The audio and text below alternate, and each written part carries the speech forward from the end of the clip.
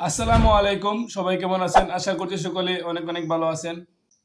একটি YouTube channel চালু করার আগে আপনি কি শিখে রাখতে হবে আগে?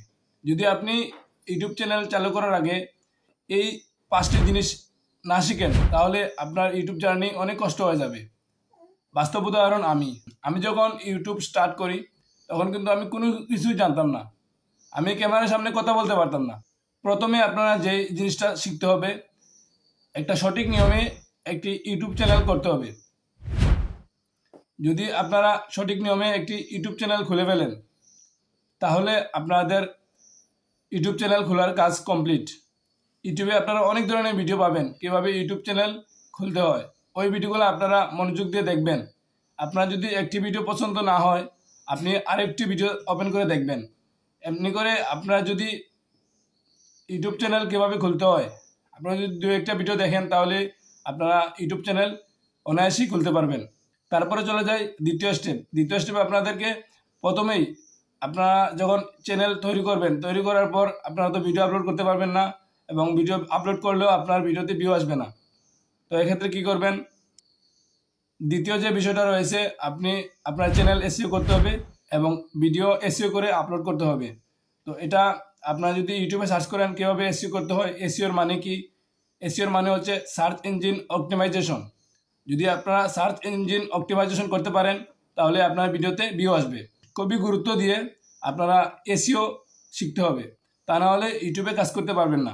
এবং ইউটিউবে যদি এসইও না শিখে কাজ শুরু করে দেন তাহলে ভিডিওতে কখনোই ভিউ আসবে না।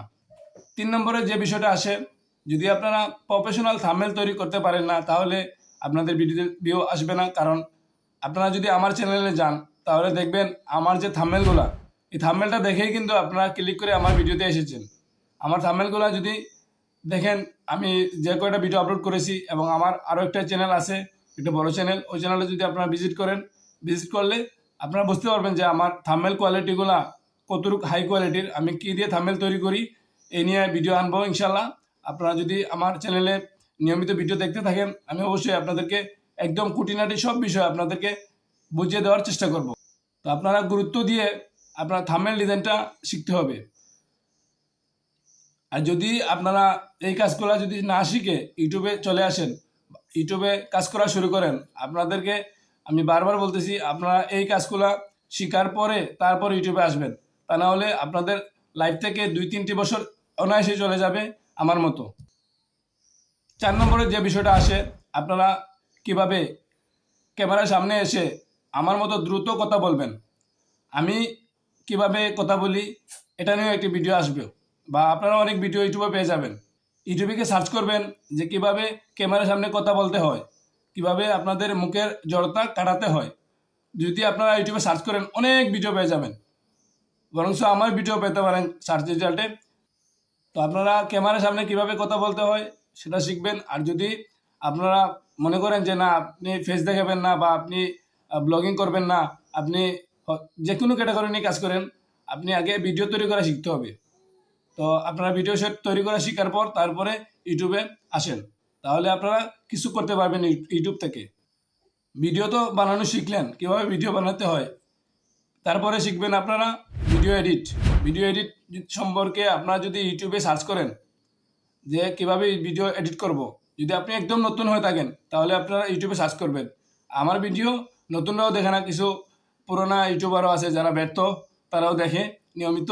কিন্তু যারা এডিট একদমই পারেন না, তারা মোটামুটি লেভেলের এডিট না শিখলে আপনারা নতুন অবস্থায় ইউটিউবে আসার কোনো প্রয়োজন নাই। আগে এডিট শিখেন তারপর ইউটিউবে আসেন। যদি এই বর্তমান কম্পিটিশনের বাজারে যদি আপনি এডিট না শিখেন তাহলে আপনারা কখনোই ইউটিউবে আসবেন না। আমি বারবার বলে দিচ্ছি, আমার মতো ধোঁকা খাবেন, বড় বড় ইউটিউবারের ভিডিও দেখে মোটিভেট হয়ে আসবেন না।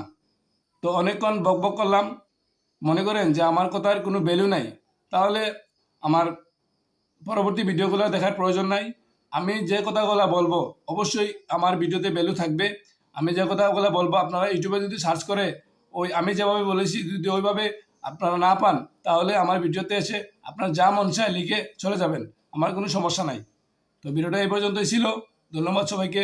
আর যদি চ্যানেলে নতুন দর্শক হয়ে থাকেন তাহলে চ্যানেলটি সাবস্ক্রাইব করে পাশে থাকা বেল বাটনটি প্রেস করে রাখবেন।